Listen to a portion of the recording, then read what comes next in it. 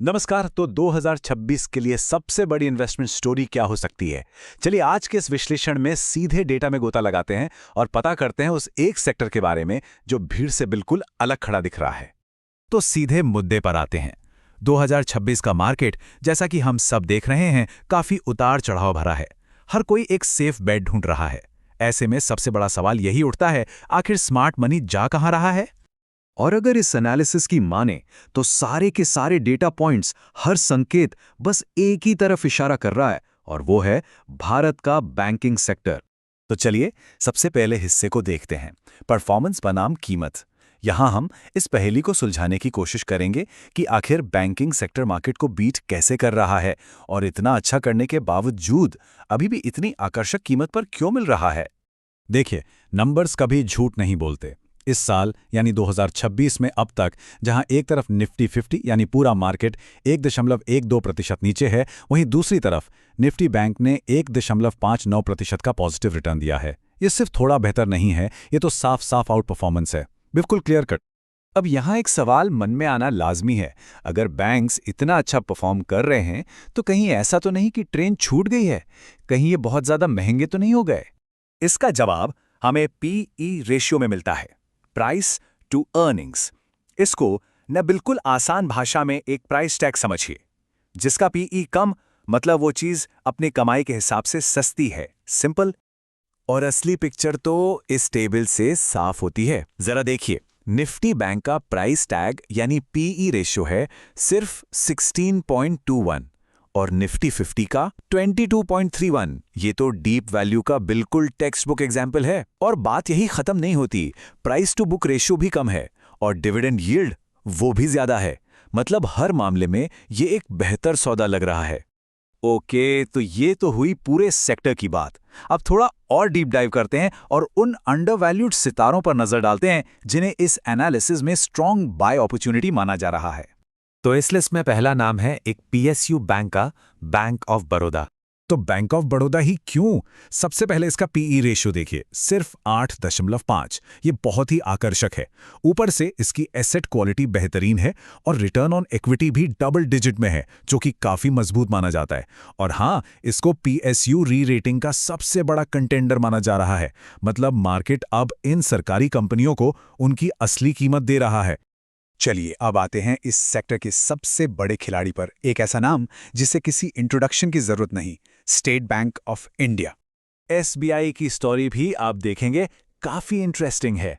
इसका पीई है लगभग 12.9, जो इसके साइज के बैंक के लिए काफी कम है। एक्चुअली एसबीआई को इंडिया की जीडीपी ग्रोथ का सीधा प्रॉक्सी माना जाता है।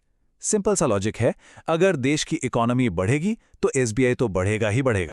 अच्छा, तो हमेशा सिक्के का दूसरा पहलू भी देखना जरूरी होता है ना? तो अब उन स्टॉक्स पर भी नजर डालते हैं जहां इस एनालिसिस के मुताबिक थोड़ी सावधानी बरतने की जरूरत है। और इस लिस्ट में एक प्रमुख नाम है, एक बैंक जो पिछले कुछ समय से काफी चर्चा में रहा है, आईडीएफसी फर्स्ट बैंक। तो इसके लिए कॉशन की सलाह क्यों दी जा रही है? वजह साफ है, इसका पीई रेशियो देखिए, लगभग 39.8। ये बहुत बहुत ज्यादा है। इसका मतलब यह हुआ कि मार्केट ने इसकी फ्यूचर ग्रोथ को पहले से ही प्राइस इन कर लिया है। ऐसे में करंट लेवल्स पर मार्जिन ऑफ सेफ्टी काफी कम हो जाता है। तो आगे क्या? आगे क्या होने की उम्मीद है? चलिए अब इस एनालिसिस के सबसे एक्साइटिंग हिस्से में चलते हैं, 2026 का बैंकिंग ब्रेकआउट। देखते हैं कि साल के दूसरे हाफ और उसके आगे के लिए क्या फोरकास्ट है। तो इस ब्रेकआउट का ट्रिगर यानी इसको शुरू करने वाली चीज क्या होगी? इस रिपोर्ट के मुताबिक वो ट्रिगर होगा 2026 के सेकेंड हाफ में इंटरेस्ट रेट्स में कटौती। अब इससे होता क्या है?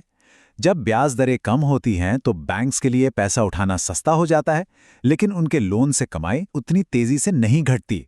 इससे सीधा सीधा उनका मुनाफा यानी नेट इंटरेस्ट मार्जिन बढ़ जाता है। और इसका असर नंबर्स में कैसा दिखेगा?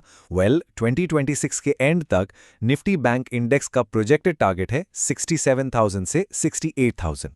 इसको अगर हम रिटर्न में बदलें तो इसका मतलब है लगभग 14% का टोटल एनुअलाइज्ड रिटर्न, जिसमें से 10 से 12% तो कैपिटल एप्रिसिएशन से आने की उम्मीद है और बाकी का 2% डिविडेंड से।